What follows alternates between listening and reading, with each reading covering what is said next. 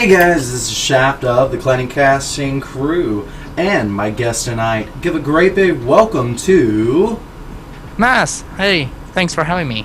No doubt, dude, no doubt. Representing the big Denmark, huh? Yeah, biggest country in the world. Indeed, indeed. Confirmed. So, guys, we do have an awesome match for you tonight. This is a replay that was sent in to me from one of these players, because here on the top-hand side of Pola Knight, Ladder Edition. Representing the Blue Protoss with a team that I don't know the name of, AstroPenguin. And now I get the hard name, Popikji?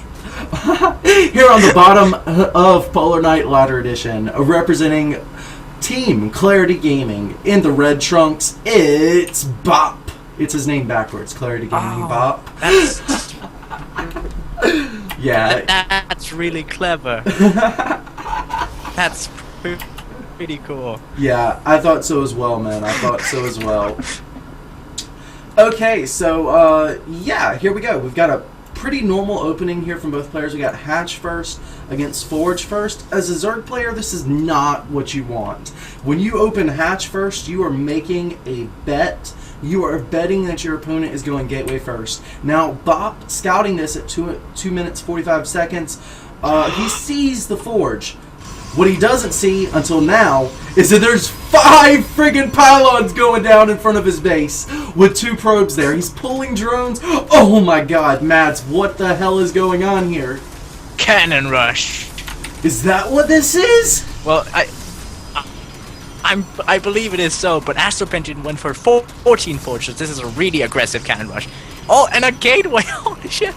Is this amazing? Gateway? Now, I have to ask, is this gateway just to block so that the drones can't get to the cannon? Yeah, because that's the cheapest building per size. Yeah. And he gets to cancel, and that was what he wanted. And now he can just wall off. He actually has a wall off, so he could even Chrono out a sell it or something. Oh, he cancels the gateway. He had to save that probe. It makes sense. He didn't want to pull it off. Okay, so he did have to cancel a gateway. We've got 2 gas as a response to this from Bob, who's making Lings and a Queen. What do you do with Lings, Queen, and gas? You go Nidus, or so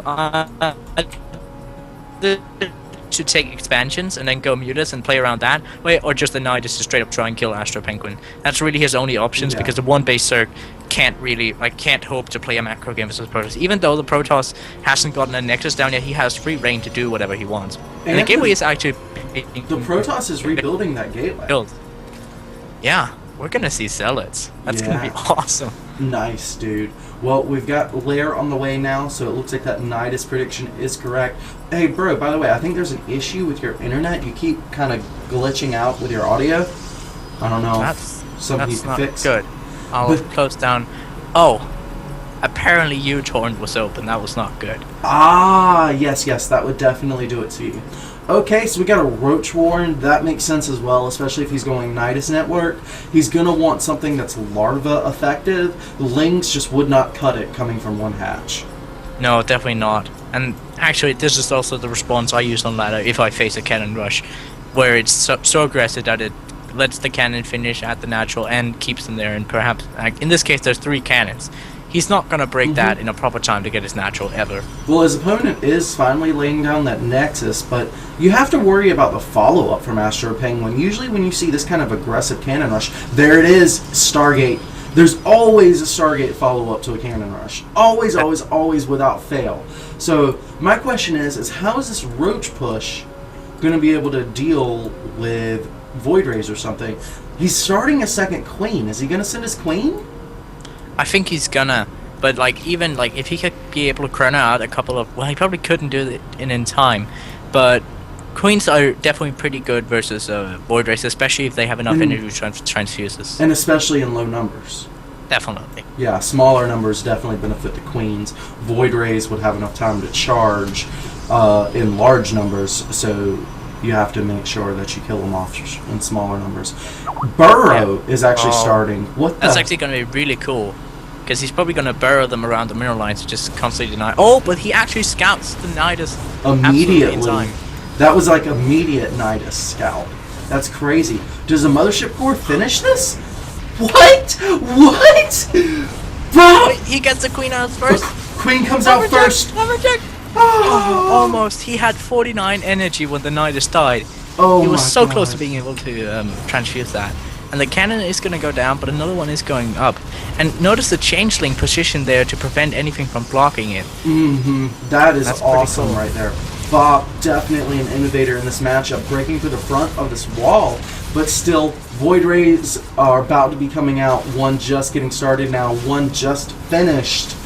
But there's two queens here. He's got a transfuse. He's targeting the wrong queen. Oh my god. Don't target the wrong queen. You want the one with the most energy, folks. Yeah. Alright, sending the Mothership Core and the Void Ray to fight. Mothership Core does get away with very, very low HP, but the Void Ray taking he actually hull took, damage. Yeah, that was definitely not ideal. He wanted to take only shield damage, then back off. And now, Bob is actually in an okay position, because now it's one base Protoss versus one base Zerg. He just has to continue to make queens and get them out, and he'll be in pretty fine shape, because there are no sentries to wall off the ramp. With I still feel shield. like Zerg wants to be a base ahead, but this burrow is making a huge difference. It's actually going to allow him to transfuse. That's what That he's is so using. cool. Holy, that is actually really nice play by Bob. Dude, this is awesome stuff right here, man. You definitely don't want to cannon rush Bob. He's gonna throw queens and roaches in your face, and you're gonna be able to do nothing. Exactly, my friend, exactly. So now he's got the roaches here inside, and the Nidus Worm is beginning again. Void Ray's coming in, trying to take out this weak queen, but again, he's targeting the queen with the lowest energy, so it looks like we will have a transfuse. That Nidus Worm explodes everywhere, but the Nexus is getting targeted now, and if this Nexus can get killed off, oh my god, the burrows. That's really great, especially because the roaches has increased regeneration. He's just gonna kill this Nexus. As the Protoss does not have enough money for another, it's pretty much GG. Yeah. And he has... Oh, he just barely now has enough. That's so close. But he has to be really careful, because if it gets cancelled, he's kinda doomed. Dude, that is so epic, man. That is so epic. Where's he going to build it, though? You know, he has roaches in his main and there's creep on his natural. Where do you build it? You don't. You die. I think that's the only answer right now.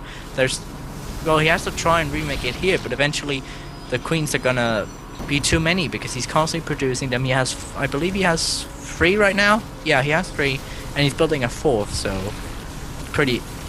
Yeah, no, he actually has 2 in his main. He's not put into the Nidus Worm yet. He should probably do that. As soon as this thing falls, if it falls, that's game. Yeah, because he doesn't have enough money to rebuild it. Then he would have to put pylons around the map. Now he's sending his queens. The queens are here. There are 5 queens here. He can do it. He can do it. Yeah. What? And he's building a 5th in his a 6th in his main. So he's definitely going to be able to kill him. Yeah, there's no question. And there's a lot of energy on 2 of those queens. Wow. And if he unburrows the other one, he can actually do a chance for that you. was so clutch. It has 6 HP left. And he's got another one down there 7. in the back. My god. Queens everywhere. And that's so great because he can then just suddenly, root one up, then transfuse the other, then root up and transfuse and fight again. He did that intentionally. He's got a medic queen in the back. Wow. This is so well played by Bob. Indeed. And in fact, that's exactly what AstroPenguin says! Wow. That was actually one of the most creative ways I've seen somebody deal with Cannon Rush. Because usually the knives will be placed in the main, and the Protoss will just go down to the natural and just hang out there and put up 50 bazillion cannons and win. Most of the time. Dude, that's crazy. Clarity Gaming Bop, one of the craziest Zergs I've ever met. Dude's insane. Nicholas, big props, man. Either way, guys, thanks for tuning in. This is a Clanic Casting Crew production. Our guest tonight is Mads. Thank you so much for joining us. No problem. Alright, guys. Thanks for tuning in. Bye-bye. 신앙 선수가 되는 거고요. 그렇죠. 멀티에 방해도 받지 않으면서 안전하게 해주고 있는 모습인데 맹독충의 스피드업이 되기 전에 즉 전방 위에서만 싸워야 되고 전방만 좀 제거하고 마지막에